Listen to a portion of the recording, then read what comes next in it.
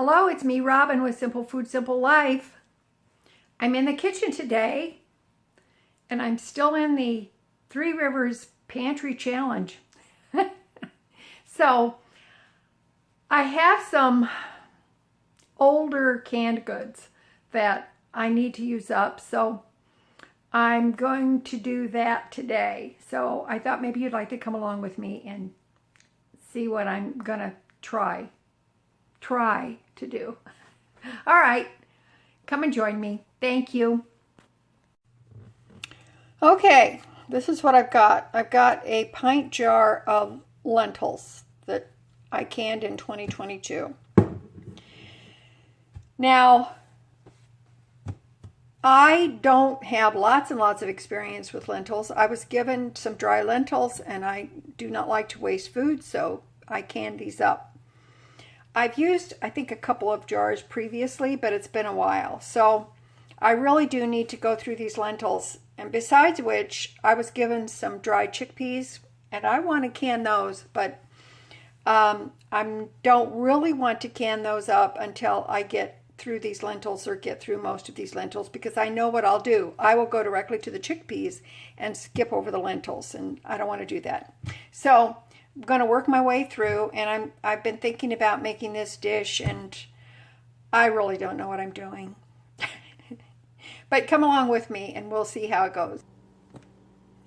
Okay, basically I'm going to try to make a taco bake or a burrito bake. I don't know. I really don't know what to call it. I never really know what to call various foods and dishes that I come up with. So if you try it, you just name it whatever you want. Okay, I'm going to show you these ingredients. I've got a pan here. This is a Pampered Chef thing. It's smaller because it's just me, and so I'm just going to make this size. And I will not be using all of these ingredients, but certainly some. In other words, I'm going to use them all, just in various quantities, okay? All right. First thing I'm going to do is, I've got my cast iron skillet here, so I'm going to get the heat on that. Got the olive oil, so let's just put a little bit of that in there. Now, I pulled these frozen cherry tomatoes out of the freezer downstairs, so I'm actually going to use these in here. I'm going to take out a lid for this pan because I know that once these frozen tomatoes hit the hot fat, you know, they're going to splatter. So I'm going to grab a lid real quick. Now,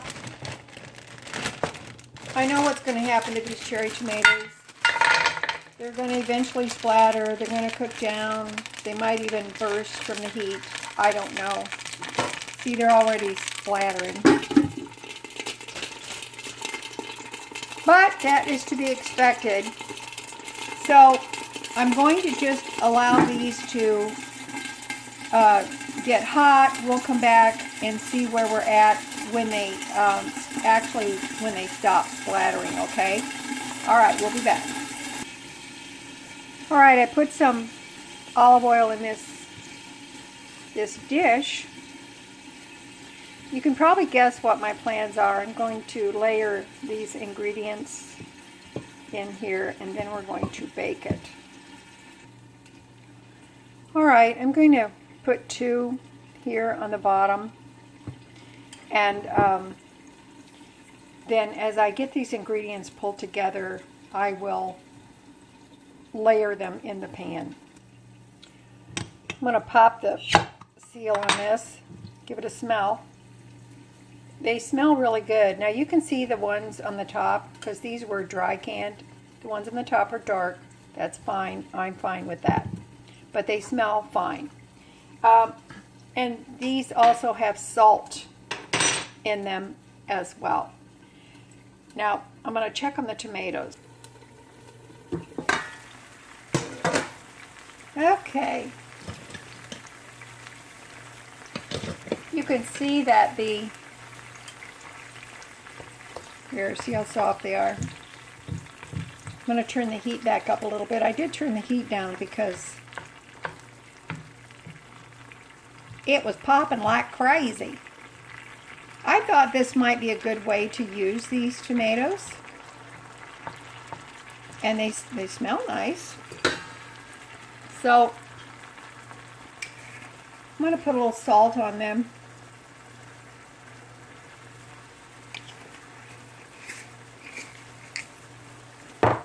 Let's put some pepper.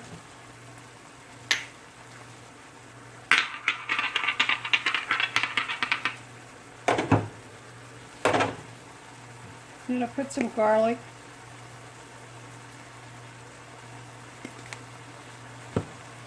I have a little bit of chili powder left. This is the last of my chili powder, but I'll put a little bit in there. And we're going to put some cumin.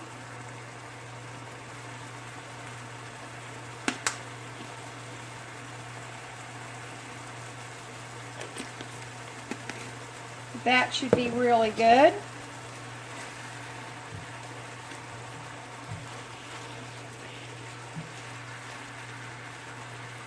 Now, once these cook down and there's not so much water in them, then we're going to add in some of this homemade Santa Fe blend. I did a video on this in the past, so you might want to take a look at this. This is corn, peppers, onion, and black beans.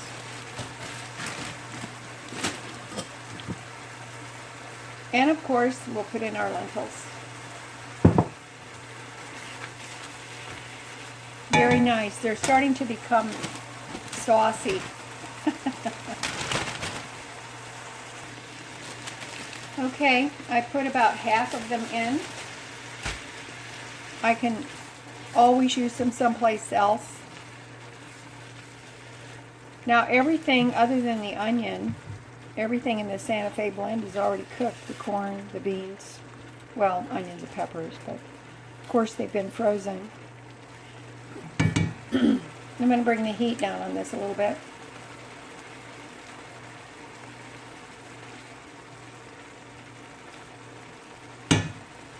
That tastes really good. Those tomatoes are awesome. They are delicious.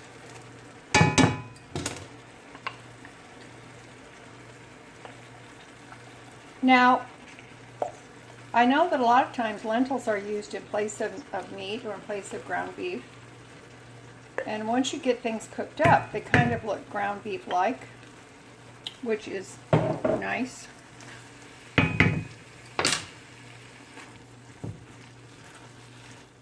Now, I may have to adjust the seasonings as I go along, but that's okay.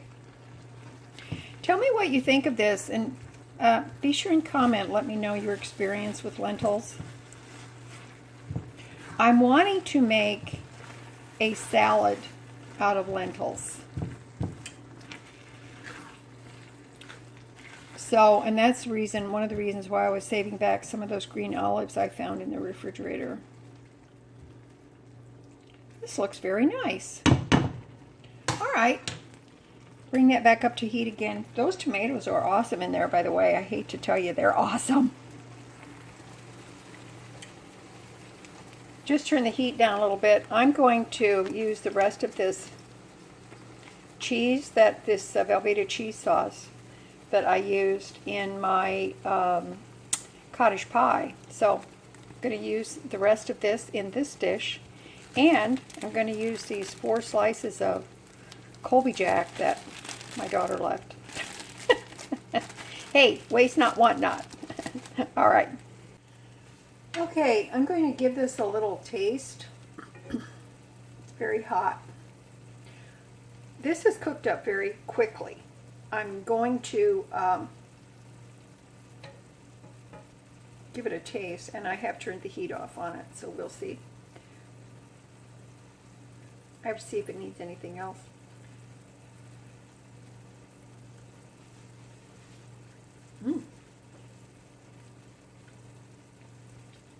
plenty salty. It's got a nice, ooh, the tomatoes are good. I am going to put some more cumin in here. Just a little bit. And I think, hang on a second, I'm going to put some crushed red pepper flakes in here. Just a few. All right, this is awesome. Give it another taste. This is thick. I'm going to turn you around and show you. Look how thick this is. Isn't this beautiful? I'm so excited. And I'm excited because I'm using up those lentils. I've got 5 more pint jars of lentils left. Take a taste.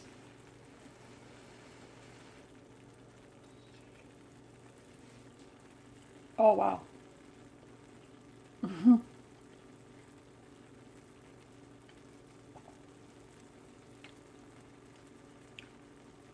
It's really good. Awesome. All right, I'm going to assemble this thing. Now, I did put some oil in the bottom of this dish, so I'm not really worried about it sticking.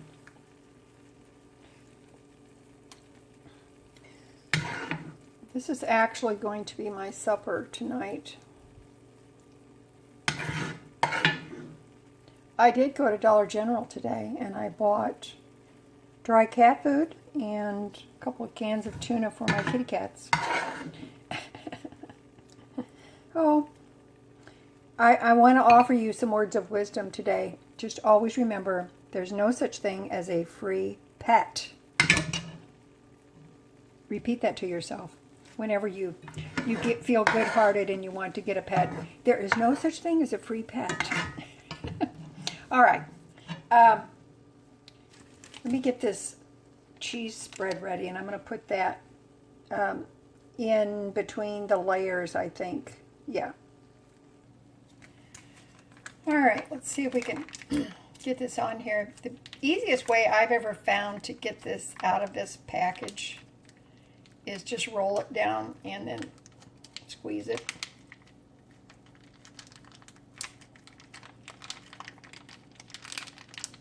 See? And this is cold. It came out pretty good, so awesome.